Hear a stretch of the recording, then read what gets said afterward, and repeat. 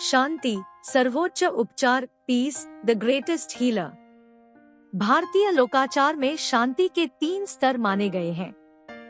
पहली शांति है आंतरिक मन की, दूसरी शांति है हमारे निकटस्थ वातावरण, हमारे परिवार, मित्रों और समुदाय में, तीसरी शांति है दुनिया में, राष्ट्रों के बीच।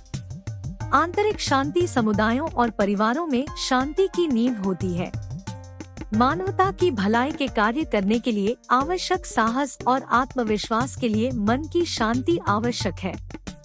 जैसे जैसे मानवता कोविड-19 महामारी के आघात से जूझ रही है, वैसे वैसे वे लोग भी अपने जीवन में शांति की तलाश करने लगे हैं, जो सामान्य रूप से शांति की परवाह नहीं करते। अफगानिस्तान, इथियोपिया, दक्षिण सूडान, सीरिया, यमन और दुनिया के अन्य हिस्सों में मानवीय संकट ने आज मानवता के सामने आने वाली बहुआयामी चुनौतियों की जटिलता को और बढ़ा दिया है। अज्ञानता, चरमपंथी विचारधाराओं और गलत सूचनाओं के अभिशाप का मुकाबला करना समय की मांग है। यह विषाक्त मेल मानव सभ्यता की नींव पर ही संकट बनकर मंडरा रहा है।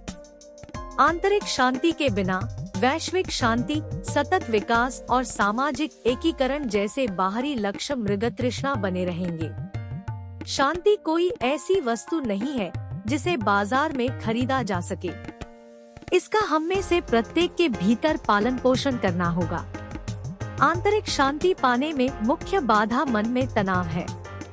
आज युवा और बुजुर्ग समान रूप से अभूतपूर्व पैमाने पर तनाव, अकेलापन और चिंता का अनुभव कर रहे हैं। अवसाद और मानसिक स्वास्थ्य एक वैश्विक चिंता बन गए हैं।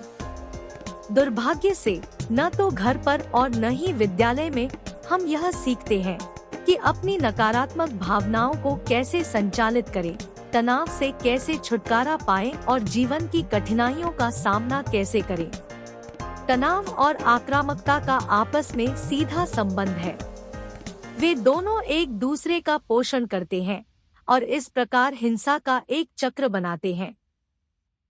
वहीं दूसरी ओर आंतरिक शांति हमें शक्ति देती है, जो रचनात्मक मानसिकता के साथ चुनौतियों का सामना करने में सहायक होती है। विश्व शांति केवल उच्च स्तरीय नीतियों को लागू करने से नहीं आ सकती है। शांतिपूर्ण विश्व का निर्माण तो शांतिपूर्ण व्यक्ति ही कर सकते हैं। आंतरिक शांति वाला व्यक्ति अपने संपर्क में आने वालों पर सकारात्मक प्रभाव डालने में सक्षम होता है और इस प्रकार समाज में शांति स्थापित करता है। एक व्याकुल मन समाधान नहीं खोज सकता। यह अपने ही भार में झुक जाता है और समस्या को और जटिल बना देता है। इस कठिन समय में आंतरिक शांति पहले से कहीं अधिक महत्वपूर्ण हो गई है। हमें अपनी समस्याओं को चुनौतियों के रूप में देखने और उन्हें अवसरों में बदलने की ऊर्जा और ज्ञान होना चाहिए। शायद यह प्रतिरोधक क्षमता और ज्ञान ही है जिसने जीवन को विकसित किया और उसे पृथ्वी पर सबसे कठिन परिस्थितियों पर विजय प्राप्त करने में सक्षम बनाया है। दुनिया भर की संस्कृति ऐसे लोगों के उदाहरणों से भरी पड़ी है जिन्होंने समाज के भलाई के लिए संकट को अवसरों में बदल दिया।